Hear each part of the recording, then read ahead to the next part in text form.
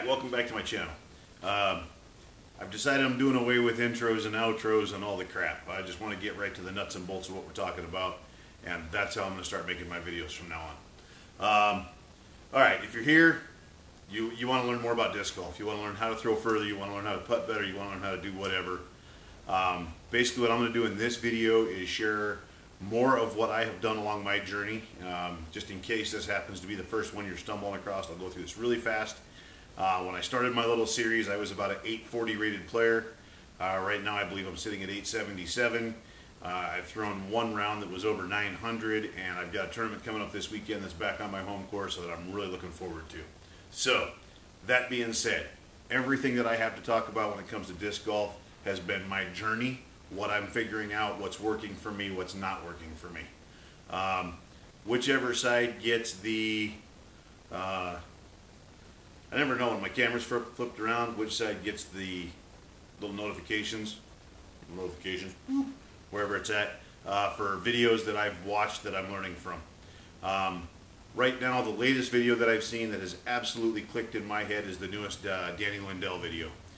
He builds this really cool thing using 3 pieces of wood and 2 bolts, and he's basically showing how if you take the one piece of wood, you can kind of go like this, and the very last piece of wood just snaps around. That really related to me and my arm and everything going on with my body. The big piece of wood is obviously your body. You're just turning it. When you're driving with your elbow, if you really think about driving with the elbow and then snapping that hand, watch his video. The link is there. Wherever there is, it's there. I'll put it up there. One thing I figured out for just kind of like getting the idea for that is if you take your arm and you make your muscles and you try to do it all muscly and you go like this and you move your hand just fast as you possibly can, your hand only moves so fast. But if you do the exact same thing with a loose arm and you basically allow that hand to snap, you're going to get way more snap out of your hand right there. It's the same thing when you're throwing a disc. So what I've started to talk about when I'm starting to talk about with my friends is when you grab a disc, there are 2 muscles in your entire arm area that should be tense. Those 2 muscles are this muscle where your thumb is holding the disc, and this muscle that is holding back into your hand. If those 2 muscles are tight and everything else is loose, watch the Danny Lindell video. If you haven't clicked to it yet, when you're done watching this video, scream back through there. I'll maybe try and figure out a way to put up the times for exactly when each video posts so that you can just jump right to them. Anyway, think about that piece of wood. Drive the elbow. Only 2 muscles are tense. Everything else snaps out of the hand. Okay. Keeping this arm tucked is also huge. I had the luxury of doing some damage to this shoulder. I don't know what I did, but if I don't tuck it, it hurts like a son of a gun. I don't know if I've torn something or if I've got a little floater in there or what I've got, but if I don't pull that arm in, I'm suffering from a lot of pain, so it's making me do it, which right now seems to be a positive thing. The bar drill that I posted earlier, one of my previous videos, it's got a lot of views on it, a lot of likes. I like it. The thing that I found with that is it's teaching this exact same thing. You're reaching back, you're pulling the bar to your shoulder, and then you're just rotating that hand out and allowing it to snap. The bar is heavy enough and has enough going on that it makes you do that snap motion every time. So you're basically reaching back, pulling to your chest, and pushing out from your chest all at the same time. But you're doing it with relaxed muscles around your elbow and your wrist. Again, Danny Lindell explains why. The biggest thing that I'm finding is nose angle. Nose angle, nose angle, nose angle. When my form is off, if my nose angle is right, it's more forgiving. If my nose angle is wrong and my form is off, it completely blows it up. So, very, very, very biggest thing that I could think of when I'm working with new people and I'm doing a new program with a bunch of kids. One of the things I'm teaching them is try really hard to make that disc fly flat with the earth when you're first starting. If you're throwing up a hill, match the hill. If you're throwing downhill, match the hill. When you're throwing on a field, throw flat. Try really hard, especially when you're doing your field work, to make it to where you don't see the top of that disc going away from you. You want to see that flying away from you. If you're seeing that at all, you're losing distance. I believe even on like a big hyzer bomb shot, the way that's going to leave your hand, the angle is still going to match. If you look at the angle compared to my face, I'm still just going to see that. If I release it here, it's just going to sky out and dive across. You're going to lose your distance. So really, really focus on not being able to see the top edge of that disc. If you think about a disc flying through the air like this, air is going underneath, it's catching this back lip, it's killing it. 50,000 videos on YouTube. Find any one of them, it'll explain it to you. You got to put in the work. You got to do work, got to do work, got to do work. I don't know if people are looking for just the easy answer for throwing distance, but the answer for throwing distance is put in the work. Watch the videos, study the videos, relate to the videos, get out in the field and throw discs. Throw discs, throw discs, throw discs. I also, as a baseball coach, am a very firm believer in the idea that somebody can tell you something and it will not click. Somebody else can say the exact same thing using different words, and all of a sudden it's like, oh, light bulb comes on. Watch videos. Watch videos till you find one that clicks. Watch different people. Philo puts out great videos.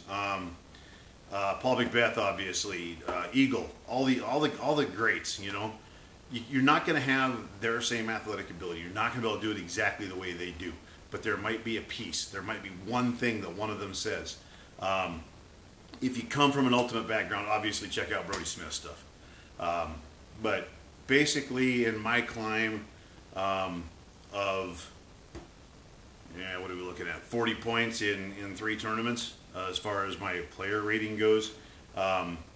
It all comes down to just watching different videos, watching people hitting the field, throwing 3-4 times a week, putting every single day. I've got my practice basket over here. I've got 10 discs. I've got a table over here that I take my 10 discs, I put them on the table, throwing one disc at a time. Sometimes I'll hold one in my offhand because I do that during tournaments. I'll just hold one in my offhand. I don't hold the whole stack on my hip and do this number.